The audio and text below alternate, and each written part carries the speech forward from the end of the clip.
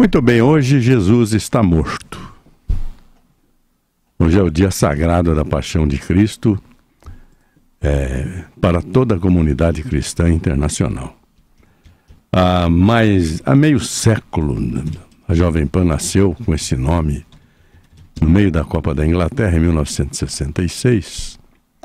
O nosso grande diretor aqui, Antônio Augusto Amaral de Carvalho, resolveu alterar, como tantas coisas que ele alterou no rádio brasileiro.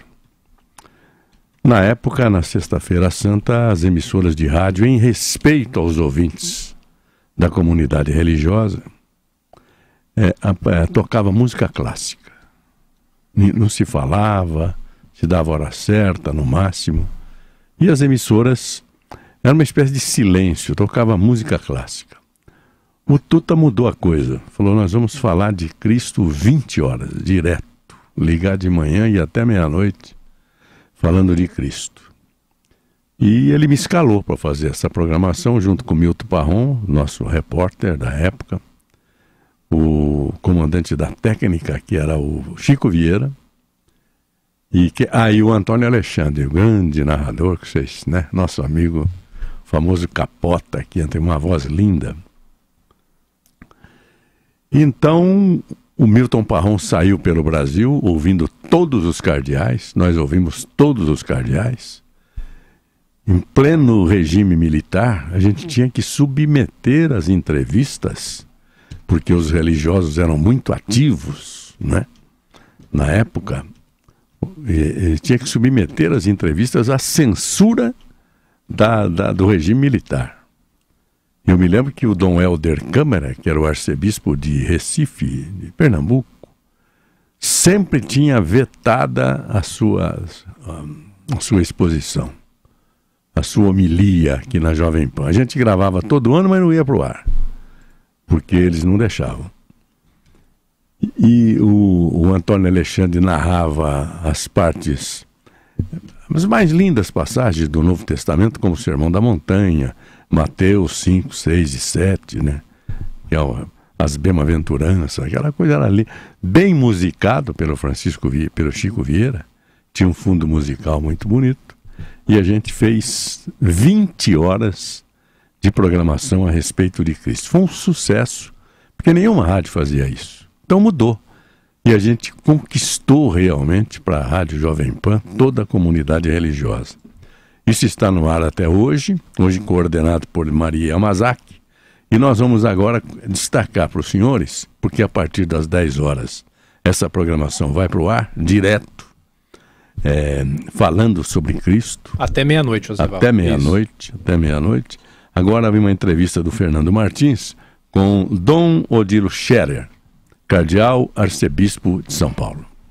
E nessa Sexta-feira da Paixão recebemos para conversar aqui na Jovem Pan o arcebispo metropolitano de São Paulo, Dom Odilo Scherer. Dom Odilo, obrigado pela sua presença aqui conosco nesse dia que é tão especial, sem dúvida, a Sexta-feira da Paixão. Muito obrigado pela sua presença, Dom Odilo. Obrigado pela oportunidade e aproveito para saudar a todos e desejar um dia muito bem aproveitado nesta Sexta-feira Santa. E aqui na Jovem Pan são 50 anos do Sermão da Paixão. É uma data bastante emblemática dessa ação tão importante que a Rádio Jovem Pan faz, não é, Valdino? É todo ano um momento esperado, né, por muitos ouvintes e, naturalmente, uma boa ocasião também de se poder comunicar com tantas pessoas para falar de temas diversos que são relacionados com a vida da igreja, a vida da fé, mas também com a vida da sociedade. Dom Odilo, temos realmente muitos temas a tratar, muitos assuntos a falar. Agora, para o final do mês, está mantida, inclusive, a visita do Papa Francisco ao Egito. Mesmo com os atentados, com a situação até um pouco complicada que o país viveu recentemente, o Pontífice manteve a agenda e vai para lá, inclusive sob o lema O Papa da Paz no Egito da Paz. O Papa Francisco quer fazer um diálogo aberto, inclusive essa é uma das grandes marcas do seu trabalho à frente da igreja, não é, Valdilo? O Papa Francisco manteve aberta a viagem para o Egito, mesmo depois dos atentados, né? Houve especulações se o Papa mudaria o programa, mas ele achou que não era o caso de mudar. Pelo contrário, era a ocasião ainda mais de ir ao Egito, seja para levar conforto aos cristãos muito abalados com esses atentados, mas também para promover o diálogo, o encontro, né, também com os muçulmanos, com as instituições, para que se possa cultivar o diálogo e a paz, enfim, superação da violência. É isso que nós precisamos, Dom Odilo. Nós precisamos promover diálogo, nós precisamos aproximar. O Papa fala dessa aproximação, desse diálogo entre as religiões. Falta isso, talvez, em tempos de uma sociedade tão ligada em assuntos digitais, tão individualizada nos seus aparelhos celulares, no seu mundo virtual. Falta mais diálogo, falta mais olho no olho. A igreja se propõe a trazer isso? Bem, é uma das propostas da igreja para a sociedade, justamente a aproximação das pessoas. Uma das marcas nossas a vida de comunidade, portanto o encontro de pessoas, a convivência, a promoção de entrosamento, no diálogo, para dizer uma palavra, né? O Papa fala muito da cultura do encontro, mas a verdade é que isso não falta na igreja, mas falta no mundo, na cultura contemporânea. Ela está muito mergulhada no individualismo, né?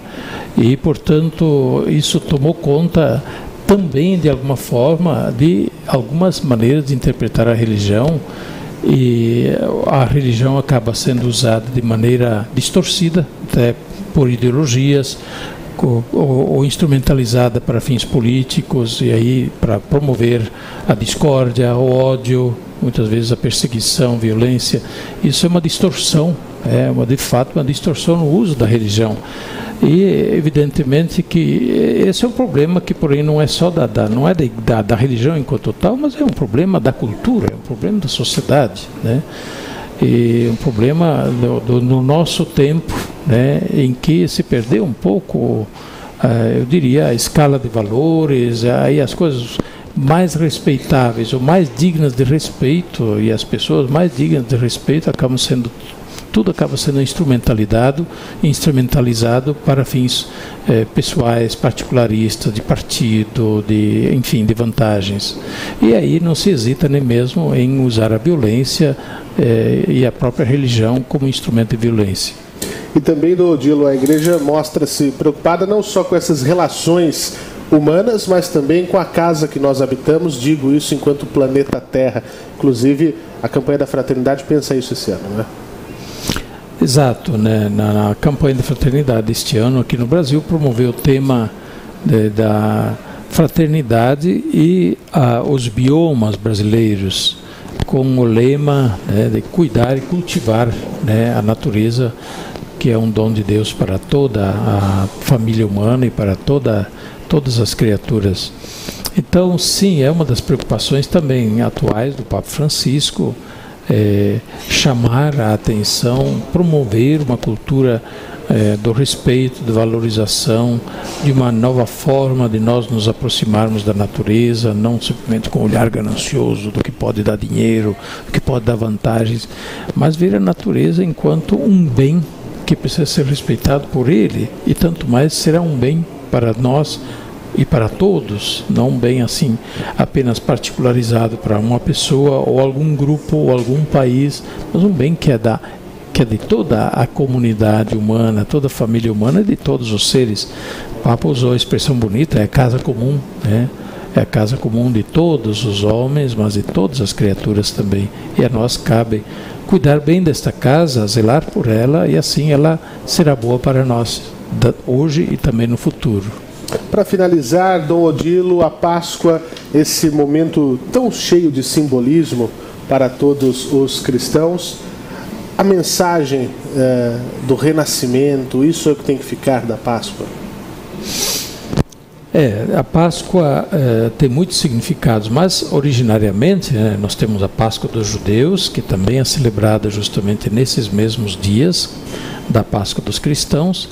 A Páscoa dos judeus tem o significado, né, a lembrança, né, de uma libertação de um povo escravizado, né, para a liberdade, né? E aí as maravilhas de Deus em favor desse povo de escravos que passa a ser um povo livre. A Páscoa dos judeus recorda tudo isso, e aí a aliança desse povo de corresponder com Deus e Deus permanecer no meio desse povo. A Páscoa dos cristãos faz a memória da Páscoa de Jesus Cristo, justamente, que para nós assinala a passagem, digamos assim, deste mundo para a vida nova, a vida eterna. Então a Páscoa dos cristãos está originariamente ligada à Páscoa dos judeus, mas Jesus Cristo lhe deu um novo significado. A Páscoa como libertação de todo o mal, né? Nós dizemos o grande mal é o pecado, né? A nossa contraposição em relação a Deus, né? Ficar de costas para Deus, etc. Mas, por outro lado, a libertação da violência, do ódio, né, que leva à morte, que leva a matar, né, da injustiça, a libertação da morte, finalmente. Porque a Páscoa dos cristãos celebra a paixão, a morte e a ressurreição de Jesus. E, portanto, diríamos, é a palavra final de Deus sobre toda essa realidade que aflige o homem, né? A palavra final de Deus é a vitória da vida sobre a morte, né? Do perdão sobre o ódio, né? É a palavra da esperança contra a desesperança. Então tudo isso nós celebramos na Páscoa dos cristãos, lembrando a paixão, morte e ressurreição de Jesus Cristo. Dom Odilo, agradeço a disponibilidade em falar conosco aqui para a Rádio Jovem Pan. E gostaria que o senhor deixasse sua bênção final para todos os nossos ouvintes e todos os nossos internautas. Muito prazer, eu desejo a todos vocês uma feliz e abençoada Páscoa, lá onde vocês estiverem, com suas famílias, suas comunidades. E quem for cristão, procure sua igreja para celebrar também na igreja, que este momento denso de fé, de significado religioso.